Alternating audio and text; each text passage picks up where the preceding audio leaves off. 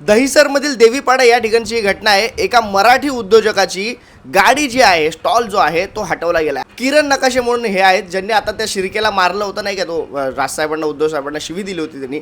ते किरण नकाशे आज पुन्हा एकदा दहिसरमध्ये राहतात ते, आणि तिकडे दहिसरचे उपविभाग अध्यक्ष आहेत मनसेचे। ते आता त्या मराठी महिलेच्या मदतीला गेले। त्यांनी ती गाडी त्यांची पहिला सोडवली आणि त्याच्यानंतर मनसेचा एक झेंडा लावला गाडीवर आणि सांगितलं की आत्ता तुम्ही या गाडीला हात लावून दाखवा। तुम्हाला जर का कारवाईच करायचं तर सगळ्या अनधिकृत गोष्टींवर कारवाई करा, असा त्या किरण नकाशे दादा यांचा उद्देश होता। मनसेचा झेंडा किंवा राजसाहेबांचा फोटो एखाद्या स्टॉलवर लावला त्या मराठी माणसाच्या की मग त्याच्यावर कारवाई होते का, आता तेही पाहणं तितकेच गरजेचं आहे। माझं किरण दादाशी फोनवर बोलणं झालं सकाळी आणि मग त्यांनी मला सांगितलं की कुणाल, इकडच्या ज्या आमदार आहेत ना, मनीषा चौधरी म्हणून इकडचे आमदार आहेत, ते स्वतः रस्त्यावर उतरत आहेत आणि ह्या आपल्या महिलांना सांगतायत इकडे धंदा लावायचा नाही, धमक्या देत आहेत। ते बोलले रस्ता काय तुम्हाला धंदे लावायसाठी नाहीये, लोकांना चालण्यासाठी रस्ता आहे। काय केलं मग? मित्रांनो, हे सगळ्या गोष्टी ज्या घडतायत ना, ते कशामुळे घडतात की आपण निवडून दिलेले लोक, आपण या मराठी भैयांना खरं आज कळलं पाहिजे। काल काय काय प्रसंग झालेत आपण पाहिलं। काल मीरा भाईंदर महानगरपालिकेमध्ये कोण बसलं? डिंपल मेहता। मराठी माणूस आता संपल्यातच जमा आहे। मित्रांनो, हे सगळ्या गोष्टी ज्या आहेत ना, आता काय होणार आहे, ते आंदोलन वगैरे केली, सगळ्या गोष्टी आपण मान्य आहेत, सगळ्या गोष्टी केल्यात, त्याचा अभिमान आहे। पण मित्रांनो, ह्या गोष्टी आता पुढे काहीच होऊ शकत नाही, कारण जनतेने त्यांना निवडून दिलं आहे आणि कायद्याने त्यांनी तो महापौर बसवलेला आहे। आपण त्या कायद्याच्या पुढे जाऊन काहीच करू शकत नाही। आपण फक्त बोलू शकतो आमच्या महाराष्ट्रामध्ये मराठी महापौर हवा, आपण ह्यासाठी लढू शकतो, पण ते लोक देतील का? ही सुरुवात आहे आणि मला असं वाटतं हे आता मराठी माणसाला कळलं पाहिजे। आता हळूहळू तिकडून इकडे येणार आहे। म्हणजे आता मीरा भाईंदर झाला, आता मुंबईचा महापौर करायचा परप्रांत आहे, कधी? पुढच्या टर्मला। तुम्ही एक गोष्ट लक्षात घ्या, भाजपने मुंबईमध्ये महापौर जरी अजून केला नाही आहे परप्रांतीय, आणि होणार पण नाही, मराठीच होणार, पण मित्रांनो त्यांनी नाकावर टिचून दाखवलं की बघा आम्ही इकडे परप्रांतीय महापौर करू शकतो, आणि तो करून दाखवला। मला कळतच नाही की आपण राहतोय कुठे, महाराष्ट्रात राहतोय की गुजरातमध्ये राहतो की यूपी बिहारमध्ये। आपल्या त्या मीरा भाईंदरचे असतील किंवा इथं आमच्या गोरेगावपर्यंत सगळेच नगरसेवक असतील किंवा आमदार असतील, सगळे अर्ध्यापेक्षा जास्त परप्रांतीय आहेत। सगळे पटेल ठाकूर हेच सगळे नगरसेवक आणि आमदार आहेत। रास्ता जसं बोलतात ना, गुजरातवरून तिकडून येत आहे, इथे सगळे येत आहेत आणि इथे मराठी माणसांच्या व्यवसायावर बंदी घालतात का? तर त्यांना माहिती आहे मराठी माणूस एकदा रस्त्यावर बसला की आपण त्याला उठवूच शकत नाही। मित्रांनो, पण तुम्हाला एक गोष्ट सांगतो, मराठी माणसाचा व्यवसाय जिथे असेल ना तिथे तुम्ही जा, आणि या परप्रांतीयांचा व्यवसाय जिथे लागतो ना तिथे तुम्ही जा, या यूपी बिहारवाल्यांच्या सगळ्यांचा।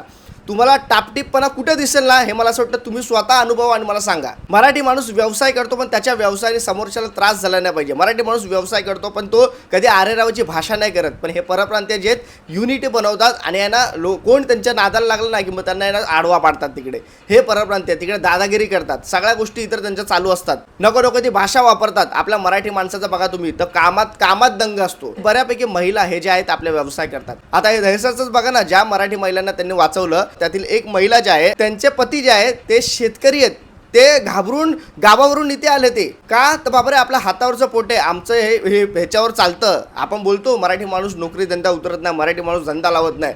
मराठी माणूस धंदा लावतो तिकडे त्याला असा छळ असतो, त्याला अशा सगळ्या गोष्टींमधून जावं लागतं। पण तिथे महाराष्ट्र नवनिर्माण सेना आपल्याला माहिती आहे कामी येते प्रत्येक ठिकाणी। तुम्हाला कुठेही समस्या असेल तुम्ही महाराष्ट्र नवनिर्माण सेनेकडे संपर्क करू शकता, आपल्या सगळ्यांना मराठी माणसांना माहिती आहे, आणि ते जातात पण तिकडे। आज आमच्या इकडचीच गोष्ट तुम्हाला सांगतो, मी तिकडे कधीपासून मी बोलवतो हे इकडचे अनधिकृत फेरीवाले हटवा, ते आत्ता तिकडे हटवलेत। पण ते हटवलेच का? तर बाबा रे तिकडे आता आदानीचा काहीतरी प्रकल्प येतोय, म्हणजे काय ते म्हाडाच्या तर्फे काय घरं पुनर्विकास चालू आहे आणि इतर सगळ्या गोष्टीमुळे सगळे तिकडे ह्या नोटिसा लावल्यात। मी मला नोटीस दाखवतो, ह्या नोटिसा जिकडे तिकडे ते अनधिकृत फेरीवर बसलो तिकडे लावलेत आणि सगळ्यांना उठवले, सगळ्यांना हकलले। आणि तिकडे पण काय होतं माहिती आहे काय, तिकडे थोडा वेळ पोलीस उभे असतात, नंतर ते पोलीस गेल्याच्या नंतर परत धंदे लागतात। माझा त्या धंद्याला विरोध नाही, धंदा करावा तुम्ही सगळ्यांनी करावा, पण एक बाउंड्री असते, एक हद्द असते की लोकांना त्याचा त्रास झाला नाही पाहिजे। सर्वप्रथम प्राधान्य तिकडच्या स्थानिकांना दिलं पाहिजे, तिकडच्या मराठी माणसांना खरं तर तिकडच्या नगरसेवकांनी पहिला धंदा लावण्याचं प्राधान्य दिलं पाहिजे। कारण आपल्याला भाज्या लागतात, आपल्याला इतर सगळ्या गोष्टी लागतात, त्या आपण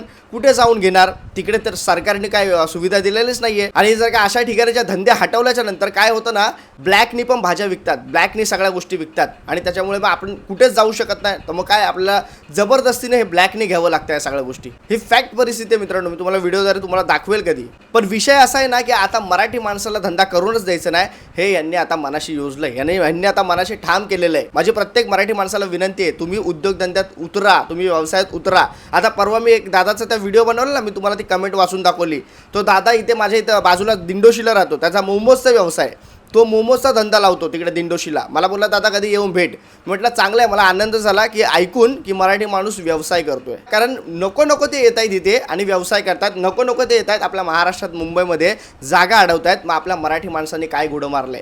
आपल्या मराठी माणसांनी का नाही यायचं समोर आणि उभं राहायचं यांच्या समोर? राहिलंच पाहिजे. आणि मला असं वाटतं तिकडे सरकारने स्वतः मदत केली पाहिजे. नाही तर महाराष्ट्र नवनिर्माण सेना आहेच, आपल्या सगळ्यांनाच माहिती आहे. जिथे जिथे तुम्हाला त्रास होईल तिथे मराठी माणसासाठी मनसे उभी राहणार.